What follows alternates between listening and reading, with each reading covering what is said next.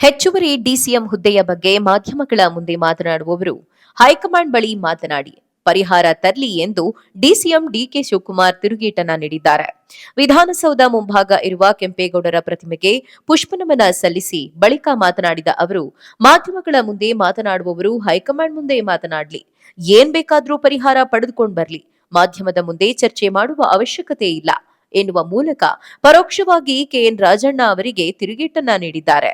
KPCC ಅಧ್ಯಕ್ಷ ಸ್ಥಾನ ಬದಲಾವಣೆ ಒತ್ತಾಯ ಸಂಬಂಧ ಪ್ರತಿಕ್ರಿಯಿಸಿ, ಬಹಳ ಸಂತೋಷ, ಟೈಮ್ ವೇಸ್ಟ್ ಮಾಡಬಾರದು, ಏನೇನ್ ಬೇಕು ಹೈಕಮಾಂಡ್ ಮುಂದೆ ಹೋಗಿ ಪರಿಹಾರ ಪಡೀಲಿ, ಎಲ್ಲೆಲ್ಲಿ ಬೇಕೋ ಅಲ್ಲಲ್ಲಿ ಹೋಗಿ ಪರಿಹಾರ ಪಡೀಲಿ. ಡಾಕ್ಟರ್ ಬಳಿ ಹೋದ್ರೆ ಔಷಧಿ ಕೊಡ್ತಾರೆ, ಲಾಯರ್ ಬಳಿ ಹೋದ್ರೆ ನ್ಯಾಯ ಪರಿಹಾರ ಕೊಡ್ತಾರೆ, ಎಲ್ಲೆಲ್ಲಿ ಹೋಗ್ಬೇಕೋ ಅಲ್ಲಿಗೆ ಹುಡುಕಿಕೊಂಡು ಹೋಗ್ಲಿ, ಯಾರು ಬೇಕಾದ್ರೂ ಹೋಗ್ಲಿ, ನನ್ನದೇನು ಅಭ್ಯಂತರ ಇಲ್ಲ ಅಂದ್ರು. ಕೆಂಪೇಗೌಡ ಜಯಂತಿಯ ಆಹ್ವಾನ ಪತ್ರಿಕೆಯಲ್ಲಿ ಎಚ್ಡಿ ದೇವೇಗೌಡರು ಹಾಗೂ ಕುಮಾರಸ್ವಾಮಿ ಹೆಸರು ಕೈಬಿಟ್ಟಿರುವ ವಿಚಾರವಾಗಿ ಪ್ರತಿಕ್ರಿಯಿಸಿ, ಸಮಾಜದವರನ್ನು ಸೇರಿಸಬೇಕಿತ್ತು, ಅಧಿಕಾರಿಗಳು ಪ್ರೋಟೋಕಾಲ್ ನೋಡಿದ್ದಾರೆ, ಅದರಂತೆ ಅವರ ಹೆಸರನ್ನ ಕೈಬಿಟ್ಟಿದ್ದಾರೆ. ದೇವೇಗೌಡರು ಹಾಸನ ಜಿಲ್ಲೆ ವ್ಯಾಪ್ತಿಗೆ ಬರ್ತಾರೆ, ಕುಮಾರಸ್ವಾಮಿ ಮಂಡ್ಯ ಜಿಲ್ಲೆ ಸಂಸದರಾಗಿದ್ದಾರೆ, ನಿರ್ಮಲಾ ಸೀತಾರಾಮನ್ ಬೆಂಗಳೂರಿನಿಂದ ಆಯ್ಕೆಯಾಗಿದ್ದು ಅವರ ಹೆಸರು ಹಾಕಲಾಗಿದೆ ಎಂದರು. ಸಿಎಂ ಸ್ಥಾನವನ್ನ ಡಿಕೆ ಶಿವಕುಮಾರ್ಗೆ ಬಿಟ್ಟುಕೊಡಬೇಕೆಂಬುದು ವಿಶ್ವ ಒಕ್ಕಲಿಗರ ಮಹಾಸಂಸ್ಥಾನ ಮಠದ ಚಂದ್ರಶೇಖರ್ ಸ್ವಾಮೀಜಿ ಅಚ್ಚರಿ ಹೇಳಿಕೆಯನ್ನ ನೀಡಿದ್ದಾರೆ. ಇಂದು ಬೆಂಗಳೂರಿನಲ್ಲಿ ನಡೆದ ನಾಡಪ್ರಭು ಕೆಂಪೇಗೌಡರ 515ನೇ ಜಯಂತ್ಯೋತ್ಸವದಲ್ಲಿ ಪಾಲ್ಗೊಂಡ ಸ್ವಾಮೀಜಿಯವರು ಮಾತನಾಡಿದರು. ಪಕ್ಷವನ್ನು ಕಷ್ಟಪಟ್ಟು ಬೆಳೆಸಿದ್ದಾರೆ, ಅದರಲ್ಲಿ ಎರಡು ಮಾತಿಲ್ಲ. ಕಷ್ಟಪಟ್ಟವರು, ಪಕ್ಷ ಸಂಘಟನೆ ಮಾಡಿದವರು ಸಿಎಂ ಆದ್ರೆ ಒಳ್ಳೆಯದು. ಸಿಎಂ ಸ್ಥಾನದ ಬಗ್ಗೆ ಹೈಕಮಾಂಡ್ ನಿರ್ಣಯ ಅಂತ ನೆಪಕ್ಕೆ ಮಾತ್ರ ಹೇಳಲಾಗ್ತಿದೆ. ಸಿದ್ದರಾಮಯ್ಯ ಅಧಿಕಾರದಲ್ಲಿ ಇರೋದ್ರಿಂದ ಅವರು ಮನಸ್ಸು ಮಾಡಿದ್ರೆ ಅಧಿಕಾರ ಹಸ್ತಾಂತರ ಸುಲಭವಾಗುತ್ತೆ. ಹೋರಾಟ ಮಾಡೋದಕ್ಕಿಂತ ಅವರೇ ಮನಸ್ಸು ಮಾಡಬೇಕು ಎಂದು ಇದೇ ವೇಳೆ ಹೇಳಿದ್ರು. ನಮ್ಮ ಡಿಕೆ ಶಿವಕುಮಾರ್ ಒಬ್ಬರು ಮಾತ್ರ ಮುಖ್ಯಮಂತ್ರಿಗಳಾಗಿಲ್ಲ.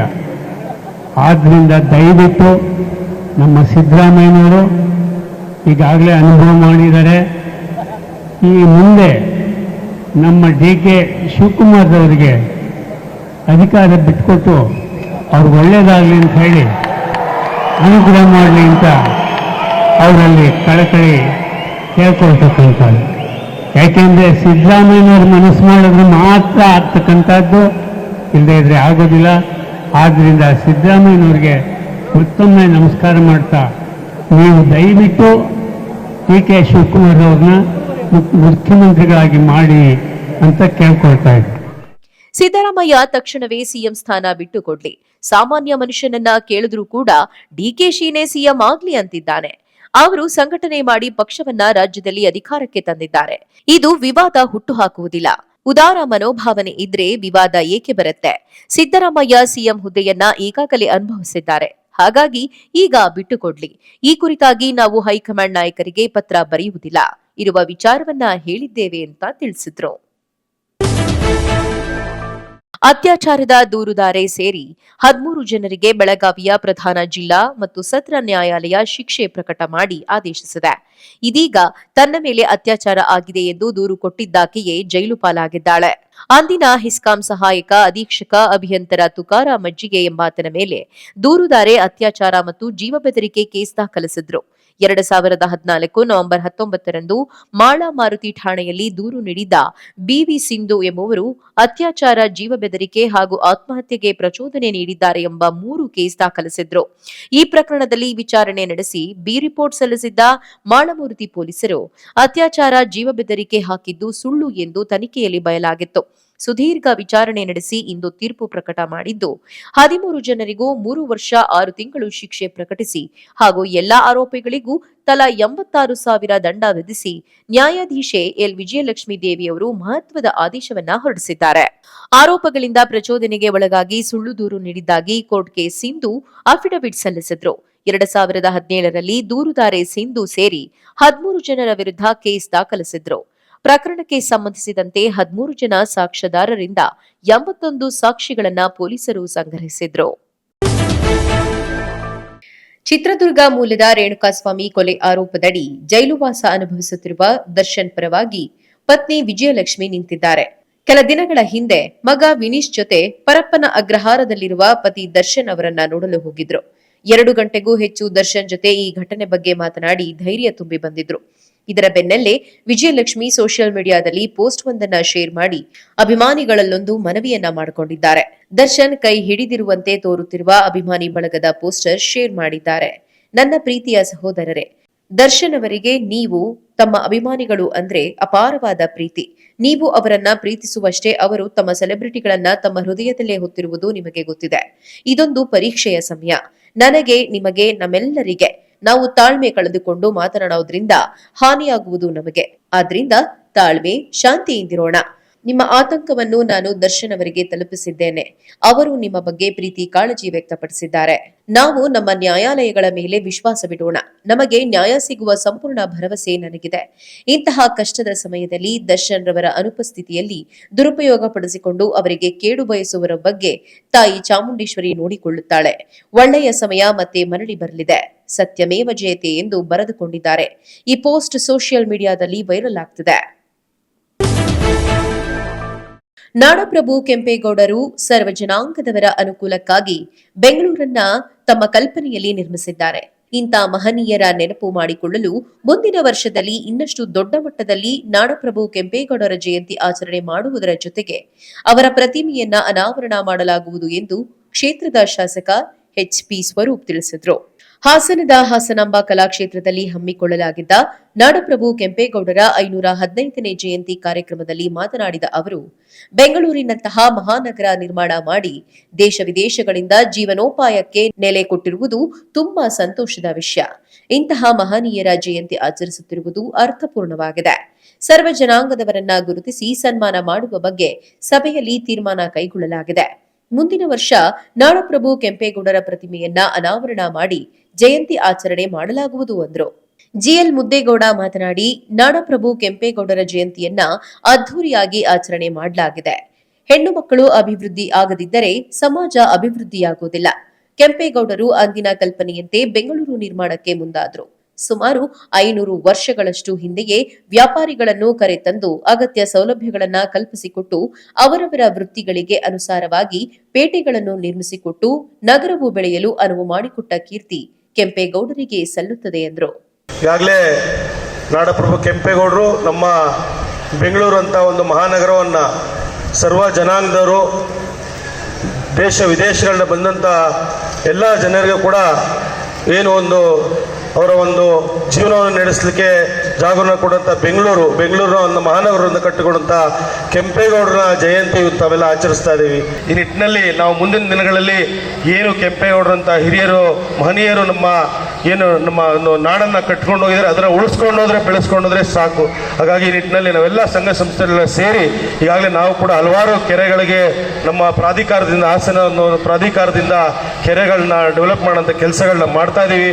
ಮುಂದಿನವರು ಕೂಡ ಮಾಡ್ತೀವಿ ಅಂತ ಹೇಳ್ತಾ ಚರ್ಚೆಗಳನ್ನ ಮುಂದಿನ ದಿನಗಳಲ್ಲಿ ನಾವೆಲ್ಲ ರಾಜಕಾರಣಿಗಳು ಒಳಗೊಂಡಂತೆ ನಮ್ಮೆಲ್ಲ ಸಂಘ ಸಂಸ್ಥೆಯವರೆಲ್ಲ ಸೇರಿ ಹಾಸನವನ್ನು ಉತ್ತಮವಾದ ಸ್ವಚ್ಛತೆಯನ್ನು ಮಾಡೋಣ ಅಂತ ಈ ಸಂದರ್ಭದಲ್ಲಿ ಹೇಳ್ತಾ ಮತ್ತೊಮ್ಮೆ ಇಲ್ಲೆಲ್ಲ ನೆರೆದಂತೆ ಎಲ್ಲ ನಮ್ಮ ಮಕ್ಕಳಿಗೆ ಇರ್ಬೋದು ಮತ್ತು ಎಲ್ಲ ಹಿರಿಯರು ಇರ್ಬೋದು ಎಲ್ಲರಿಗೂ ನಾನು ಈ ಸಂದರ್ಭದಲ್ಲಿ ವಂದಿಸ್ತಾ.